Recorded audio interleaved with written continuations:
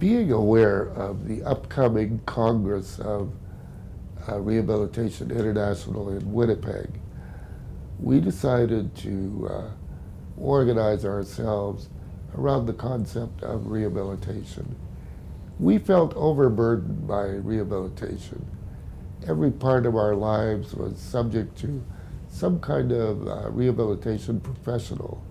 There was rehabilitation radiology, there was occupational therapy, there was educational rehabilitation, you name it, it was rehabilitation. So we organized a conference in Vancouver that we called the Parameters of Rehabilitation. Our intention was to understand the American concept of independent living, which was another way disabled people organize themselves to provide services to themselves. And we wanted to draw a line around rehabilitation. Came out of that conference with a lot of recommendations that we had adopted as a national organization, and we were better equipped thereby to go into the International Congress of Rehabilitation International. When we got into the Congress and we critiqued all the kinds of studies and papers that were being presented there, and we were a kind of presence of organized disabled people, we met with a delegation from Parliament.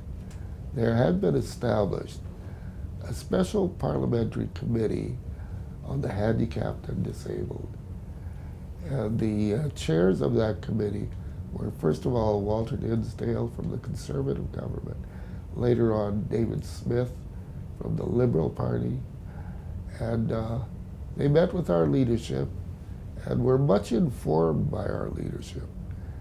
They requested a secondment of someone from our organization, and I was offered up by COPOH, C-O-P-O-H, the Council of Provincial Organizations of the Handicapped, to go to Ottawa and serve that parliamentary committee for about a 3-month period.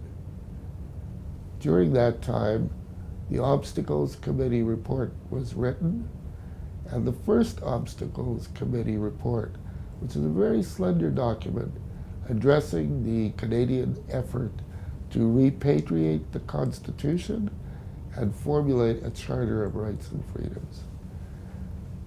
I was in a very good position to be able to advise the parliamentary committee. They, in turn, were able to advise their parties, including the party that was in government at that time, the Liberal Party under Pierre Trudeau. Jean Chrétien was the chair of the Special Parliamentary Committee on the Constitution, and we were able, as a national organization, to convince Parliament to entrench the rights of people with disabilities in the Charter of Rights and Freedoms. And I was kind of the man inside, helping to coordinate information about how the lobby was going, how the presentations and arguments were developing, and how ultimately the committee under Jean Chrétien advised that the rights of disabled people be integrated into the Charter. There were a succession of parliamentary committees on the handicapped and disabled after that initial committee. In fact, there was almost a continuity until the 21st century of those committees.